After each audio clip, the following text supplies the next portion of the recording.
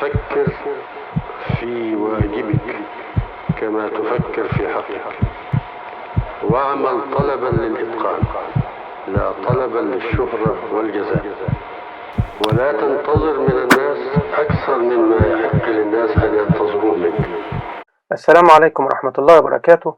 في اقتراحات بتوصلني بتطلب مني إني أقدم حلقات تعليمية عن تاريخ الأدب البريطاني، واقتراحات أخرى عن مناقشة أو تقديم نظريات النقد الأدبي. وفي الحقيقة دي حلقات واقتراحات مهمة جدا، لأن لكي نفهم الأدب والأعمال الأدبية اللي أنا بقدمها بشكل أكمل وأوفر وأعمق، من المهم جدا إن احنا نكون على دراية بتاريخ هذا الأدب، سواء كان الأدب البريطاني أو الإنجليزي أو الروسي أو الصيني أو الأمريكي. طبعا يعني أنا لأن معظم الحلقات اللي بقدمها بتتناول الأدب البريطاني، وأحيانا بيبقى أيضا الأدب الأمريكي.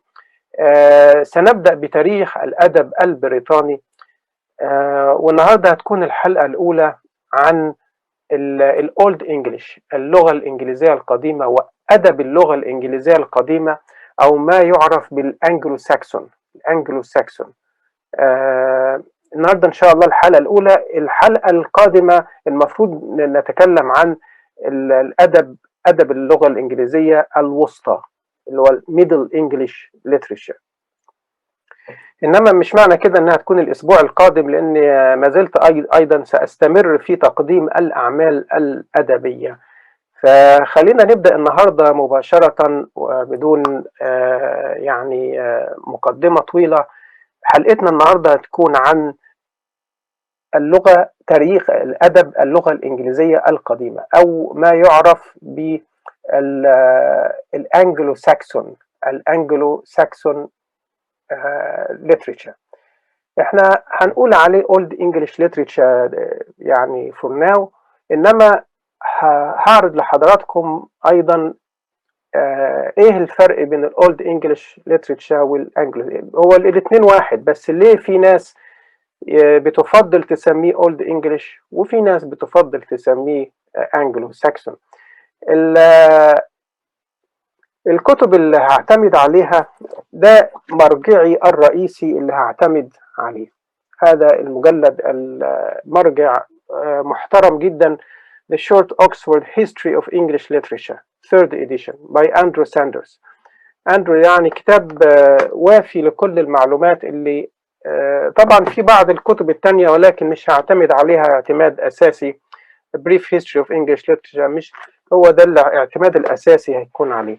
ولما هتكلم عن تاريخ الأنجلو ساكسون هيكون معلوماتي أيضا متخذة من هذا الكتاب. A very short introduction, The Anglo-Saxon Age, A very short introduction by John Blair. عن تاريخ الأنجلو ساكسون، مقدمة مختصرة عن تاريخ الأنجلو ساكسون. إنما الأساس هو هيكون هذا الكتاب. طبعا في كتب تانية كتيرة موجودة على النت، إنما أنا بتكلم عن الكتب الورقية. هو هذا الكتاب The Short Oxford History of English Literature، ده هيكون المرجع بتاعي.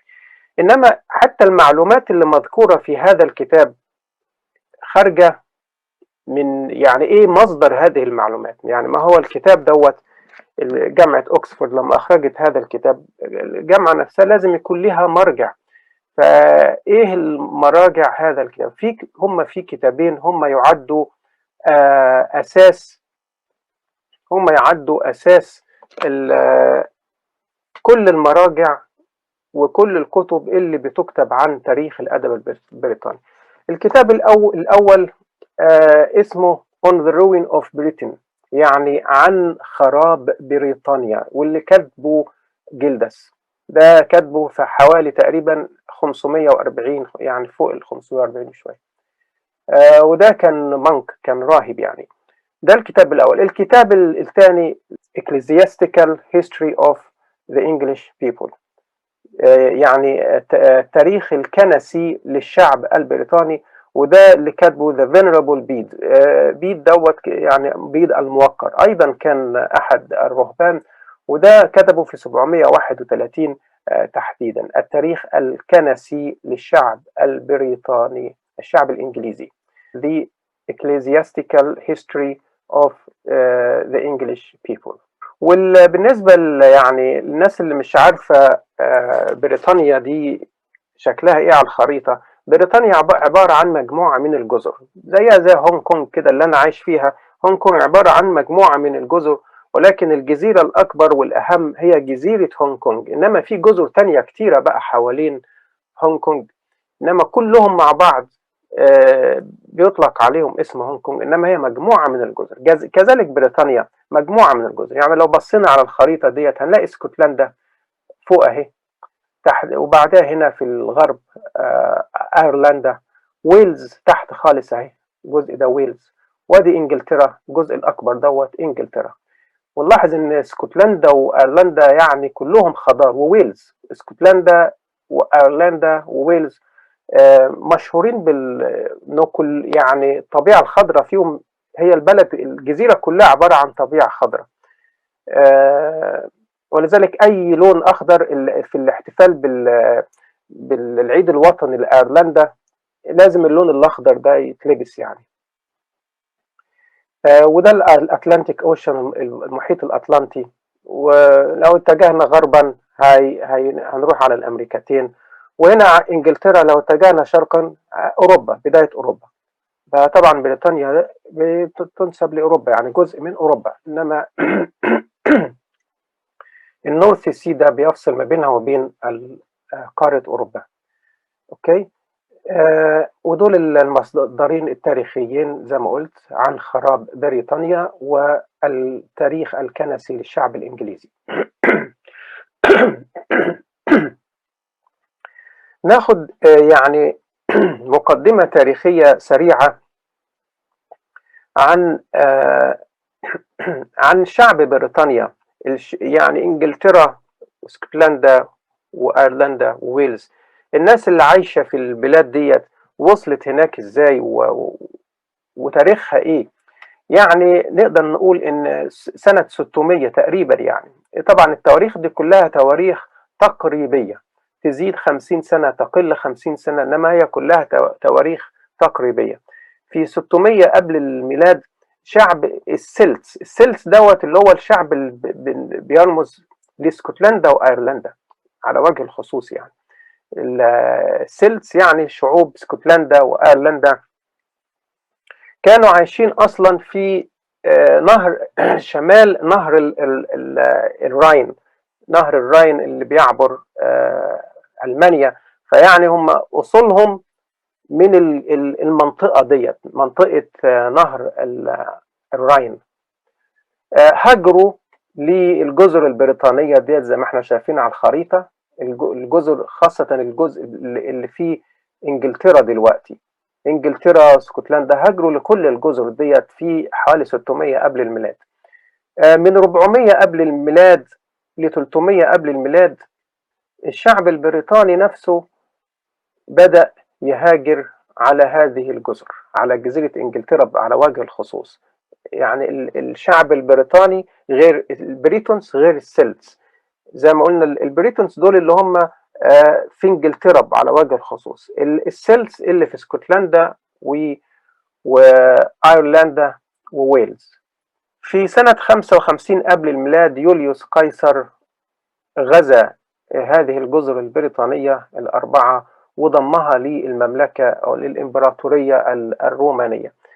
في يعني في القرن الخامس الإمبراطورية الرومانية بدأت تنهار. يعني تاريخ يقول 407، إنما هي الإمبراطورية الرومانية يعني بدأت تنهار من 376. 376 بدأت تتفكك، بدأت تضعف، وأخذت 100 سنة. يعني الإمبراطورية الرومانية غير الإمبراطورية البيزنطية. الإمبراطورية البيزنطية هو في يوم واحد الإمبراطورية انهارت، يوم ما قسطنطينوبل يعني محمد الفاتح، محمد الثاني اللي بعد فتح القسطنطينية أطلق عليه اسم محمد الفاتح بعد ما فتح القسطنطينية. ده كان في 29 مايو 1453. 29 مايو 1453 القسطنطينية سقطت على أيدي محمد الفاتح والجيش العثماني، ودي كانت نهاية الإمبراطورية البيزنطية. فهو في هذا اليوم. إنما الإمبراطورية الرومانية الغربية لا، ده موضوع تاني، ما انهارتش في يوم واحد، لا دي موضوع انهيارها أخذ حوالي 100 سنة. يعني بدأت من 376 إلى 476. ف 407 ده ممكن نجدها في بعض المراجع، إنما كلها تقديرية. إنما سنة 476 دي السنة اللي يعني فعلا الإمبراطورية الرومانية انهارت، بمعنى انهارت، انتهت يعني. لأن ده كان غزو الشعوب القبائل الجرمانية. القبائل الجرمانية، ولما بنقول القبائل الجرمانية لا نقصد جرماني فقط، في جرماني لا بلد ألمانيا دلوقتي فقط، إنما القبائل الجرمانية دي عبارة عن مجموعة كبيرة جدا من القبائل كانت بتسكن لا بلاد دلوقتي، يعني ألمانيا والدنمارك والنرويج والسويد، كانت بتسكن هذه المنطقة الاسكندنافية، هذه المنطقة. فهي قبائل كتيرة عديدة، يعني زي تاريخ العرب يعني قبل الإسلام كان في قبائل كتيرة، قبائل بكر وعبس وتميم وكذا وكذا. فنفس الحكاية تقريبا. فسنة 450 بقى، 450 بدأت بعض هذه القبائل اللي هي تيوتونيك جيرمانيك ترايبس، بعض القبائل الجرمانية في غزو الجزر البريطانية دي. وهذه القبائل الجرمانية اللي غزت الجزر البريطانية هم ثلاث قبائل. قبيلة اسمها أنجلز، قبيلة اسمها ساكسونز، قبيلة اسمها جوتس. الأنجلو والساكسونز، ورغم ان قبيلة الجوتس دي تعتبر أكبر من ناحية المنطقة اللي كانت بتسكنها في ألمانيا والدنمارك والنرويج، يعني بتحتل منطقة أكبر، إلا أن الأنجلز، قبائل الأنجلز وقبائل الساكسون هم اللي احتلوا مساحة أكبر في الجزر البريطانية دي. فاللي حصل بقى أن لما القبائل البريطانية دي احتلت الجزر البريطانية، اللي حصل أن هم يعني they pushed the Celts to Ireland, Scotland and Wales. ان هم طردوا شعوب السلتس، اللي هو السلتيك بيبل، شعوب السلتس دول اللي كانوا عايشين في انجلترا، طردوا وراحوا على اسكتلندا، جزيرة اسكتلندا وايرلندا وويلز، واستقروا بيها. وهم بقى سموا الجزيرة ديت سموها انجلاند يعني the land of Engels. وانجلز لا قبيلة انجلز الجرمانية، تمام. فسموها the land of Engels على اسمهم هم، على اسمهم. ده معنى اسم كلمة انجلاند. فلما نقسمها انجلاند يعني land of Engels، وانجلز قبيلة احد القبائل الجرمانية اللي غزت بريطانيا في 450. فلو شفنا الخريطة ديت هنلاقي يعني ادي الجوتس، قبائل الجوتس الخضراء دي، شوفوا واخدين مساحة كبيرة، والانجلز والساكسونز اللون البنفسجي دوت لما غزوا الجزر البريطانية، نلاقي ان الانجلز اخذوا كل انجلترا، شمال انجلترا، شوفوا واخدين الجزء البرتقاني ده كله، اخذوه احتلوه. ونلاقي ان الساكسونز اخذوا الجزء البنفسجي، جنوب انجلترا كله هم اللي اخذوه. وطبعا طردوا شعوب السلتس بقى الاصليين لاسكتلندا وايرلندا وويلز. اوكي. ونلاقي ان بقى الجوتس هم اخذوا يدوبك في جنوب شرق انجلترا الجزء البسيط دوت.